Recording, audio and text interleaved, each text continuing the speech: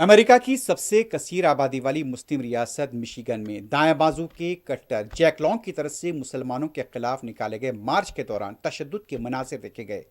گستاخ Jack long کی طرف سے قرآن پاک کی بے حرمتی کی کوشش کی گئی، لیکن مقامی مسلمانوں نے جوابی احتجاج کیا۔ اس دوران ایک نوجوان نے جیک لانگ کو مکہ بھی رسید کیا۔ جیک لانگ امریکی صدر ٹرمپ کا کٹر حامی بتایا گیا ہے اور وہ کیپٹل ہلز مبینہ حملے میں بھی ملوث تھا۔ مشیگن میں مسلمانوں کے خلاف مسلسل مہم چلائی جا رہی ہے۔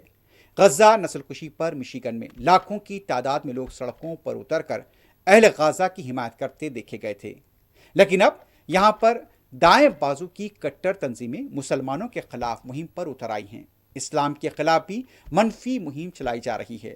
مقامی مسلمانوں کی طرف سے اس پر جوابی احتجاج کیا گیا۔ مقامی مسلمانوں نے قرآن پاک کی بے حرمتی کو ناکام بنا دیا۔ جیک لانگ کی طرف سے اس سلسلے میں گستاخانہ حرکت کی کوشش کی گئی تھی۔ جس طرح سے وہ اور اس کے حامی جمع ہوئے تھے، اس کے خلاف مقامی مسلمان بھی جمع ہوئے اور احتجاج کرنے لگے۔ اور اس احتجاج کے دوران یہ بتایا گیا کہ مشیگن کے بعض مقامات پر دو طبقات کے درمیان یہاں پر ایک طرح کی مدبھیڑ بھی ہوتی نظر آئی ہے۔ پولیس کا اس موقع پر وسیع تر بندوبست دیکھا گیا۔ جیک لانگ کو اس ریلی کے دوران مکہ بھی رسید کیا گیا۔